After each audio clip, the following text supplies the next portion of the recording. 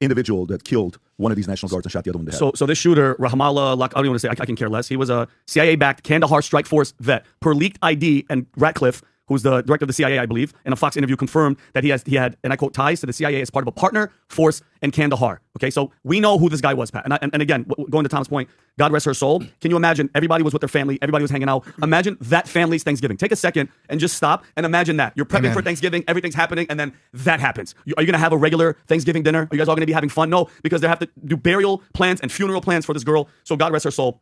Pat, I'm gonna go. I love where you went, Tommy. I'm gonna take another even step back. How is this guy here? And let's talk about that. All this, besides the fact that she was doing her job, and the crime is significantly down, and the people of Washington actually like it. This was all a plan, tactical invasion from Alejandro Mayorkas and the Biden administration. Okay. Besides the open border, let's take that and put that to the side. How horrible was the Afghani withdrawal? Take a second and think about that. Okay.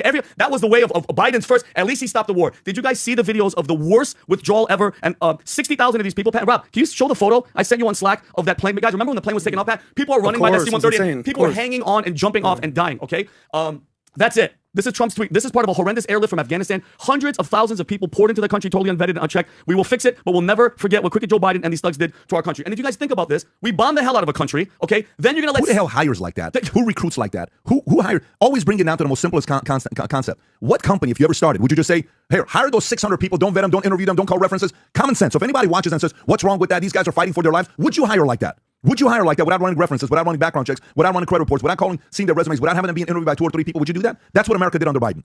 That means we hired these people without any references to come here. And there may be your neighbors living right next to you. I don't want to interrupt you, but to me it just doesn't make any sense. No, it's not interruption. That's called, you're piggybacking. That's exactly it. You bomb the hell out of them for their poppy fields and Al-Qaeda and all that stuff. How pissed off do you think, if you let 60,000 in, what would you say? 25% are like F America? Come back. And by the way, they did it on purpose, Pat. I'm telling you right now, there's no other explanation for why the border was wide open and why would you let them in unless you wanted them to do exactly what the hell this piece of you-know-what did. You give them all cell phones and you go, hey, listen, go, welcome to America, and just wait. If we need you, we'll call you. And the moment this happened, Tom, I want to go by the numbers. I went, where's George Soros? Is Soros linked to this? And automatically, George Soros linked, NGO, World Relief is the name of it, funded the settlement of the National Guard shooter, that Ramadan, whatever the hell his name is, in Washington State from Afghanistan. World Relief has received U.S. taxpayer dollars through USAID. Okay, I knew he was going to be tied to it at some point. But let's just go back to the withdrawal. They were so proud. They wanted the headline. They rushed the country that 20 years we've been bombing them and killing their people. They left $85 billion worth of gear left in the hands of the Taliban. 75,000 vehicles, trucks, armored units, 600,000 weapons, more than 200 aircraft, night vision, drones, radios, that we armed the Taliban, and then you let this guy come in, and he has ties with the CIA, and he does this type of... Can I add one thing right in there and then finish what you're saying? I'm not interrupting, I'm adding something. Would the CIA or the intelligence community been able to send that kind of military equipment over to them if they tried to get it through Congress and appropriations? No. Oh, so I've got an idea. Let's push all the military to withdraw and just leave it there. Yeah, and give you got your stuff. Yeah, and give it the weapons. So enough of this. Pat said a good thing is this suicidal empathy, bring them in love. I'm sorry, guys. I am sorry. We cannot do this crap. We can't survive. And Trump just paused. I believe Trump just paused on Thursday. He said he would suspend migration from what he called third world countries because, guys, and I'm sorry about your sadness.